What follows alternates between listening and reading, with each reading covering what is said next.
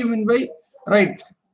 So, good morning again, Kiran Kumar, dealing you the machine learning. Today, we are going to learn what is called regression. Regression, my dear friends. Regression. We have already seen regression. So here classification means we'll have definite labels, and regression means numerics. Numerics. So something like this. If x is given like that, y have to be calculated. A formula, a function estimator, regression. This is a supervised learning method. This is a supervised learning method, my dear friends. This is supervised learning method. Supervised learning method. A function estimator, also called as regressor, is a mapping f hat. This is read as f hat. F hat will tends to x tends to r. And that is x becomes f hat of x.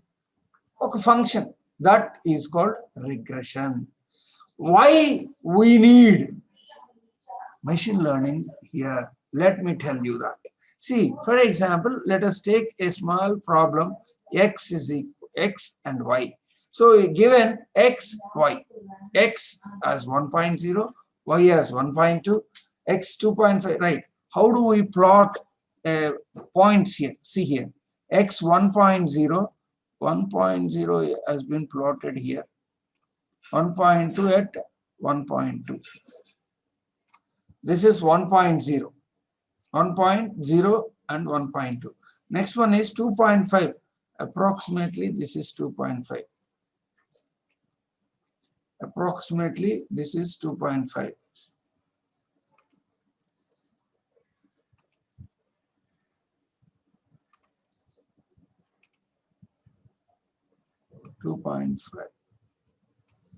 $2.5 నుండి ఎక్కడికి 2.0 కి 2.0 is this ఇక్కడికి, that is this is the point. This is the point. Next, third one is 4.1 and 3.7. 4.1 approximately this is the 4.1. Approximate గా 4.1 అంటే ఇది point పెట్టేసాను. అదే విధంగా 6.1 4.6. సో ఇది పెట్టేసాం. 4.6 అంటే సమ్వేర్ ఇక్కడ ఉంటుంది కాబట్టి ఇక్కడ పెట్టాం. Right. Next one is 7.9 and 7.0. 7.9 is approximately this is 7.9. This is 7.9. So 7.0 we have placed. Now we have placed 1, 2, 3, 4, 5 points. 1, 2, 3, 4, 5 points. Now draw a line. Draw a line approximately covering all these points. Approximately covering all these points. Just right. This is called, see, line. One line gisam. Approximately covering all these points. We may not know. ఒకటే కాదండి, చాలా points వస్తాయి. ఇట్లా కూడా రావచ్చు. Or some other. See, చాలా గ్రాఫ్లు ఇట్లాంటి గ్రాఫ్లు బొచ్చెట్ రావచ్చు.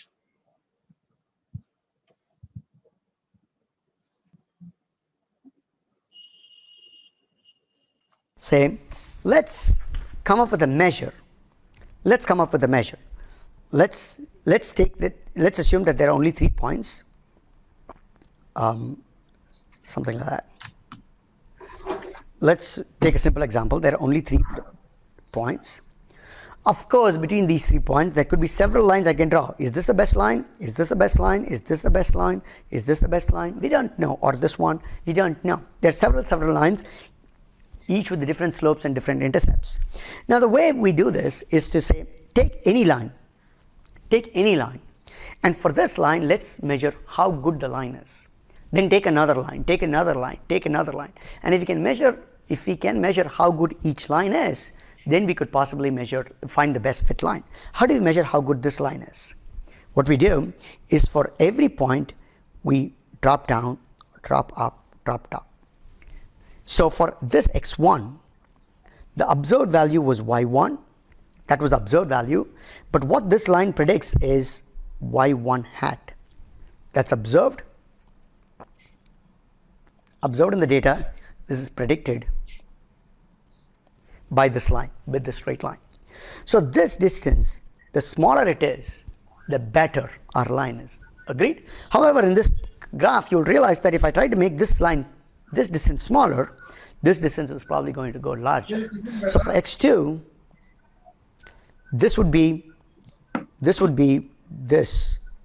y2 hat. Sorry, this is y2, and this would be, if I mark it to the y2 hat, something like that, right?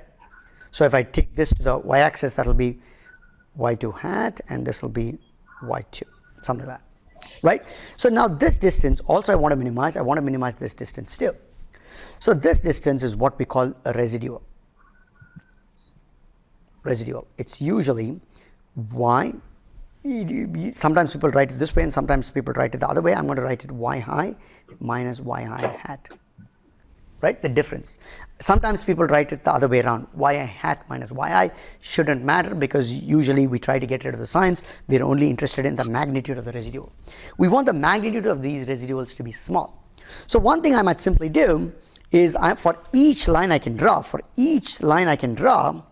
I might take all my residuals, yi minus yi hat, and sum them. So for line 1 I do this, line 2 I do this, line 3 I do this, and so on and so forth. By the way, people sometimes use ei or epsilon I to mark what a residual is.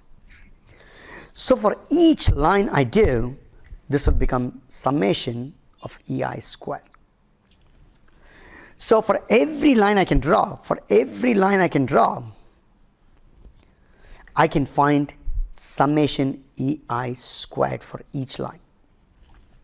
Sorry, there's a square here. For every line I draw, I can do a summation of ei squared.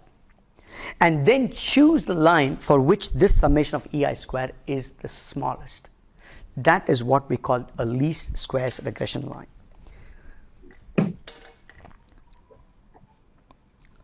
Line with smallest summation ei square is the best.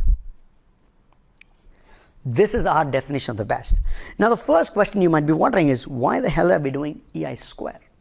Now remember, ei's could be positive or negative the way it's been defined. We really don't care. We just need their size to be small.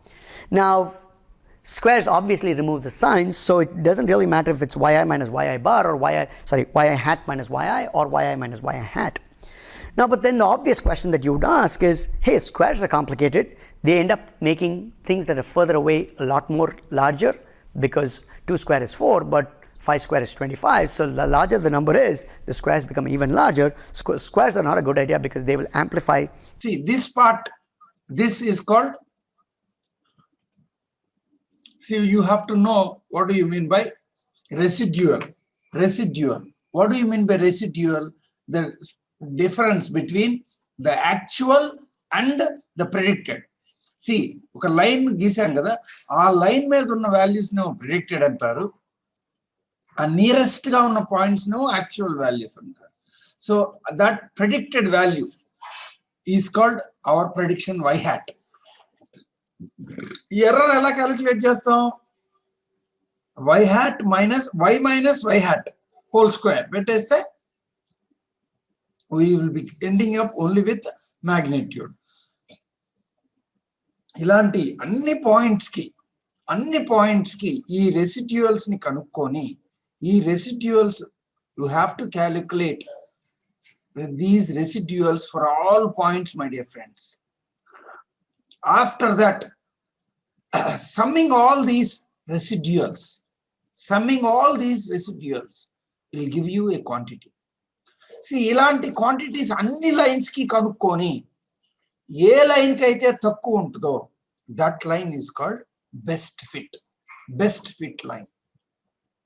So by using that we can easily calculate what is the ax. See, you can easily calculate y. See, normally here y is equal to a plus bx. Y is equal to a plus bx, where a is a constant and b is a slope. A is constant and b is slope. Slope means this is the slope. So we can easily calculate this, and itlanti kanukkuna tarvata by using Python we can easily calculate a and b. This type of regression, calculation is called as linear regression. Linear regression, my dear friends. Linear regression. There are many methods. Simple linear regression. This is ax plus m is y is equal to ax plus b or a plus bx is called linear regression. Also called as simple linear regression. Now, similarly, we have polynomial regression. What do you mean by polynomial? We'll come to this. Polynomial regression means like, it is a graph, something like a graph, something. See, if we take a graph might come like this. This is called polynomial regression, which is taken as ax square. So we will be talking all these things in the coming chapters. So this is just only in introduction part. We just know what are the terminology.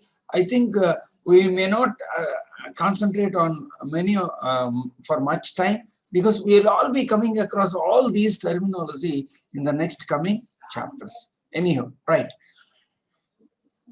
Here, linear regression means here we predict a target value variable y based on the input variable x. X made vehicle. A linear relationship should exist between the target variable and predictor, and so comes the name linear regression. See this. Consider predicting the salary of an employee. You can see salary of an employee based on his or her age. So it is now age. See, if you here age, ikkademo salary. Etla vastadi if you take something like see, there are many curves. Regression lo curves untai. Idi positive curve antaru. Idi negative curve. ఇది negative అంటారు. ఇది మనం చెప్పుకున్నాం అంతకు ముందుగా. మళ్ళీ ఇంకొకసారి ఇది 4 quadrants గా డివైడ్ చేస్తే ఇది ఫస్ట్ క్వాడ్రంట్ అంటారు, ఇది సెకండ్ క్వాడ్రంట్, ఇది థర్డ్ క్వాడ్రంట్, ఇది fourth quadrant. First quadrant third quadrant gives you always positive values, and the second quadrant and fourth quadrant always gives you negative values. This is how we can easily explain linear regression. See, what we can easily identify that there seems to be a correlation between employee's age and salary. More the age, more the salary. For most cases, right? Hypothesis of linear regression is y represents salary, x represents age, and a and b are the coefficients of the equation. That is, y is equal to a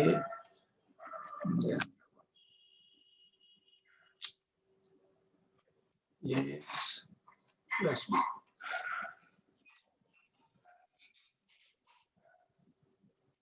So y is equal to ax plus b. So in order to predict y given x, we need to know the values of a and b. See, this is how. No, inka clear ga chodochu meeru chodandi.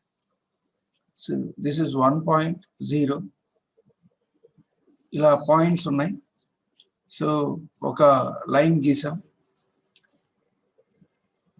This difference is called as residual. ఇక్కడ residual ఎక్కువ ఉంది. Highest residual తీసుకుంటే ఇక్కడ highest residual ఉంది.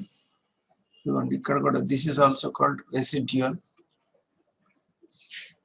Residual అంటారు. ఇలాంటి చాలా lines గీసుకోవచ్చు మనం. ఇది ఉన్న వాటిలో ఇది బెస్ట్ ఫిట్ అయి ఉండొచ్చు. Anyhow, so this is how it goes. This is called linear regression, my dear friends. Linear regression. Now we will be coming to the other regressions also in the coming chapters. Anyhow, we are just knowing the terminology, only knowing the terminology, my dear friends. Next comes is what is called, last one is unsupervised learning, or another term called as descriptive learning. Descriptive learning is nothing but no predictions have to be made. No predictions are to be made. Only you have to go only with the actual data. Actual data toti maatrame velte, that is called descriptive antaru. No, prediction toti velte, that is called predictive. No, కొన్ని cases lo you have to go with the actual data అనేటప్పటికి we call that as descriptive model. Now, unsupervised learning. So we have two things, clustering and associative. What do you mean by clustering? Grouping. Clustering ante em ledandi, grouping. Grouping similar items is called clustering. Clustering. So you might have seen the clustering in data mining also, but okay. Now, what do you mean by descriptive clustering? Right. You can see predictive clustering and descriptive clustering, association rule discovery. Right. We have already seen what is meant by clustering and what is meant by association rule. In the coming days, we will be learning very clearly what exactly this unsupervised learning and descriptive learning. And for example, you can see here, this is called descriptive learning. Descriptive learning, it is almost equal to finding the knowledge. Finding the knowledge, my dear friends. Finding the knowledge. You can see here.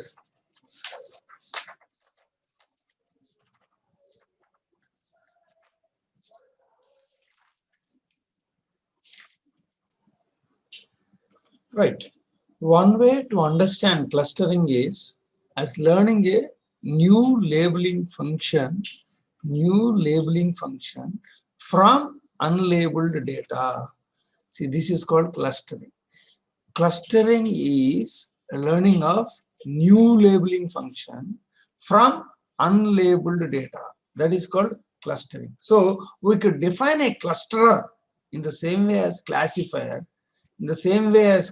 namely as a mapping. Q hat x assigns x tends to c, where c is equal to c1 c2 set of new labels. As a classifier, we learned in the previous section classifiers, multi-classifier, binary classifier. In the same way, in the clustering also, a cluster classifier, you can see labels, different labels are there. Now mapping, q hat is equal to x instances tends to different class labels. This corresponds to predictive view of clustering, as the domain of the mapping is the entire instance space. Domain emo entire instance space.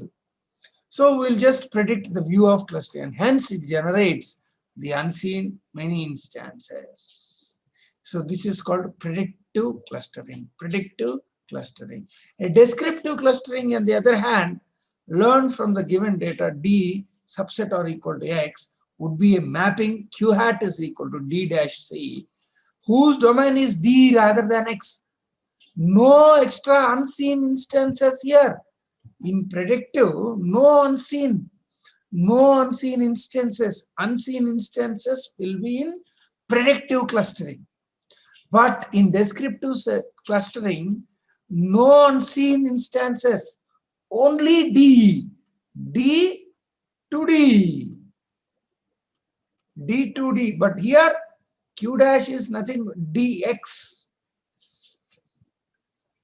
No, x can be new instance, x to c.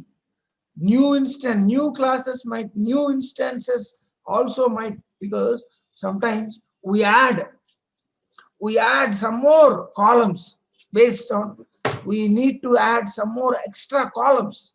So automatically extra instances may get increased in predictions. See, for example, Y is dependent on X. Suppose if X is date of birth, and now you need to calculate age also. Age is called extra column.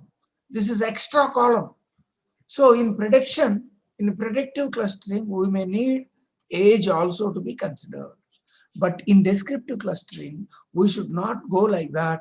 We should only go according to the available instances. D to D, D to D. That is the difference between descriptive and predictive clustering. Next, clustering algorithms. Almost K-means is a predictive clustering. That is, modeling is done with training data. Resultant model is applied with test data, and to find the accuracy. If good, the model can be applied to the new data to predict a result. But on the other hand, descriptive learning is not like that. The clustering model learned from D can only be used to cluster D. No training data or test data. This is the difference between descriptive learning and predictive learning. Now, what is called performance? How do you say good cluster? This is a good cluster. Data is partitioned into coherent groups or coherent clusters. What do you mean coherence? Coherence means similar or almost equal. ఇలాంటి terms ఉన్న వాటిలన్నిటినీ coherence అంటారు. coherence. So similar ones, different ones. Most distance-based clustering methods depends on the possibility of defining a center of mass or exemplar. This is very important. Exemplar. For an arbitrary set of instances such that exemplar minimizes some distance related quantity over all instances. It is called scatter. See, we have to define an exemplar for an arbitrary set of instances such that exemplar minimizes some distance related quantity over all instances in the set, called as scatter. A good clustering is the one where cluster scatter is much smaller than the scatter of the entire data set. So here, how clustering algorithms or clustering model performance is detected by using what is called exemplar, by which we calculate the distance, some distance related quantity, so that it is called scatter. A scatter ఎవరికైతే తక్కువ ఉంటుందో, that data set is set as, that cluster is taken as final one into consideration. Right. Next, most clustering algorithms normally follow heuristic route. Right. The descriptive or soft clustering approach can be addressed in various ways, including expectation maximization and matrix decomposition. So, matrix decomposition. See, the descriptive clustering, expectation maximization, and matrix decomposition. A descriptive clustering of n data points into C clusters would be done by a partition matrix n by C, binary matrix with exactly one row in each row. One row, exactly one in each row. So a soft clustering corresponds to a row normalized n by C matrix. A predictive clustering partitions the whole instance space and is therefore not suitable for matrix representation. Matrix representation is done only with descriptive clustering. We will be learning all these things in the 7th or 9th or 10th chapter, right? Hope you should know the terminology, my dear friends. Terminology is the only thing which is important here, right? Thank you. Next, how clustering models are evaluated. For predictive clustering, it is possible to evaluate using cluster scatter. So cluster scatter, it is distance based. So exemplar makes you some ఏదో ఒక distance ఇస్తుంది. How do we calculate that distance? We can do the same thing in the 9th or 10th chapter. An alternative by using terms like should do, should not do, clustered together, must not link pairs, must link pairs. In these cases, find harmonic mean of harmonic HM of precision and recall. Mano first chapter lo chadukunna precision, recall, and thereby calculate F measure. F measure can calculate cheste, that this is called RAND index.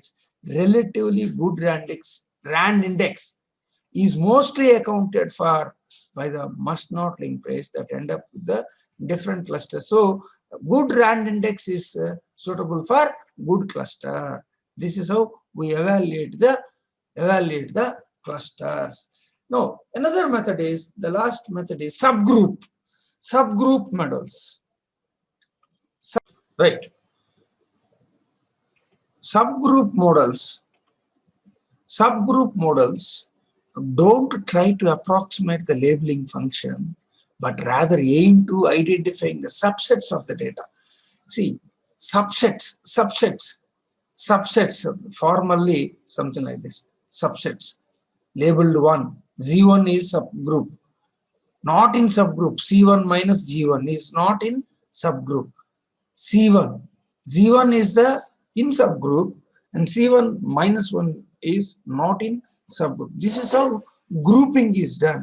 A subgroup is essentially a binary classifier, and so one way to develop a subgroup discovery system is to adopt an existing classifier training algorithm, which you have seen in the last section. This is about subgroups. So now let us conclude. So we have learned now what is called regression and unsupervised learning. Regression means best fit, lines untai, best fit, and linear regression. So very easily we can view this is linear regression, simple linear regression, and unsupervised and descriptive model, predictive model and descriptive model, clustering, predictive clustering, descriptive clustering, association rule. We haven't, we'll be discussing the same in the 10th chapter, right? So this is a descriptive clustering and predictive clustering. So descriptive clustering, so this is what it is, right? Coherent groups. Cluster scatter is very important. Cluster scatter. And then matrices, expectation matrix maximization, matrix decomposition, so, and subgroups. So this is all about unsupervised learning.